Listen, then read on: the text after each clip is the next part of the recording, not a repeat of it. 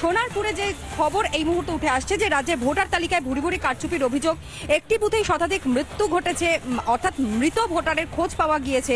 205 নম্বর বুথে মোট ভোটারের সংখ্যা 102 জন, অর্থাৎ মৃত ভোটারের সংখ্যা 102 জন।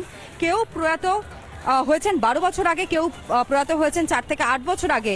মৃত হলো ভোটার তালিকার কাগজে কলমে জীবিত অবস্থায় তাদেরকে দেখা যাচ্ছে, অর্থাৎ যে আপডেটেড ভার্সন রয়েছে এই ভোটার লিস্টের, সেখানে 2025-এর ভোটার লিস্টে জলজল করছে তাদের নাম। আর এই বুথে ভোটারের সংখ্যা 1469 জন। পঞ্চায়েত ভোটে ভোটার সংখ্যার থেকে বেশি ভোট পড়েছে এই বুথ থেকে, প্রায় 200 ভোট পড়েছে এই বুথ থেকে। এইরকমই এক মৃত ব্যক্তি ভগীরথ মণ্ডলের বাড়িতে পৌঁছে গিয়েছিল সরাসরি রিপাবলিক বাংলার প্রতিনিধি সৈকত। পৌঁছে যাওয়ার পর সেই পরিবারের সদস্যরা কি বলছেন শোনাই। এই ভগীরথ মণ্ডল এবং সুপদ মণ্ডল আপনার কে? আমার শ্বশুর হয় ভগীরথ মণ্ডল, আর সুপদ আমার দেওর হয়। মরে গেছে সুপদ আর 8 বছর, আমার শ্বশুর মরে গেছে আর 4 বছর। তাহলে এই আপডেটেড ভোটার লিস্টে নামটা এলো কি করে? সেটা আমরা কি করব, আমাদের সব নেতা মন্ত্রীরা যারা আছে তারা জানে, আমরা তো জানি না।